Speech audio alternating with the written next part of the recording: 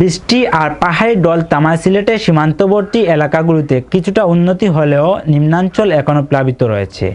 এ বিষয়ে বিস্তারিত জানাতে আমাদের সাথে যুক্ত হচ্ছেন আমাদের প্রতিনিধি আজাদুর রহমান।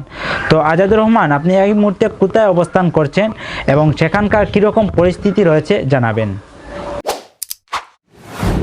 সাইফুল, আসলে আপনি জানেন যে গত কয়েকদিন আগে জকিগঞ্জ উপজেলার সুরমা এবং কুশিয়ারা নদীর উপর দিয়ে বেশ কয়েক জায়গায় ভাঙ্গন হয়েছিল এবং অনেক ডাইকের উপর দিয়ে পানি ঢুকেছিল জকিগঞ্জ উপজেলায়।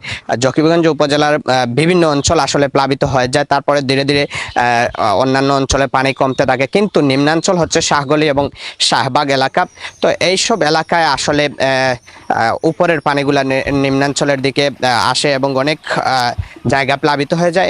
এই মুহূর্তে আমি যে জায়গাটিতে দাঁড়িয়ে আছি জকিগঞ্জ উপজেলার শাহবাগ এলাকায়, এখানে মহিদপুরের একটি রাস্তার মধ্যে আমি দাঁড়িয়ে আছি। আপনি যেটা দেখতে পাচ্ছেন আমার পিছনে কিন্তু প্রচুর পানি রয়েছে, সেই সাথে অনেক দোকানপাট, এটি একটি দোকান ছিল, তো দোকানপাট অনেকগুলাই পানির মধ্যে নষ্ট হয়ে যায় এবং সেই সাথে আরেকটি আমার পিছনে আপনি দোকান দেখতে পাচ্ছেন, সেটি প্লাবিত হয়ে সেই দোকানে হঠাৎ পানি 1 ঘন্টার মধ্যে উঠে যায় এবং প্রায় 30 থেকে 35 হাজার টাকার মতো এই দোকানের নিত্য প্রয়োজনীয় জিনিসগুলো নষ্ট হয়ে যায়। সেই সাথে আপনি আরেকটি বিষয় জানেন যে গতকাল থেকে শহরের মধ্যে বৃষ্টি হচ্ছে এবং শহরে বৃষ্টি হওয়ার ফলে কিন্তু শহরের বিভিন্ন জায়গায় জলাবদ্ধতার কারণে পানি হয়েছে এবং অনেক জায়গায় হাঁটু পানি, কোমর পানি পর্যন্ত হয়েছে।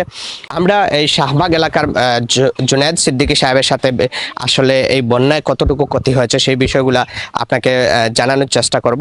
তো আসলে জুনায়েদ সিদ্দিকীর সাথে একটু কথা বলবো। প্রায় অনুমানিক 20 থেকে 30 হাজার টাকার মাল ক্ষতি হয়েছে। 20 থেকে 30 হাজার টাকার মতো লস হয়েছে। জি। তো এই ছিল আজকে আমার কাছে বন্যার সর্বশেষ পরিস্থিতি।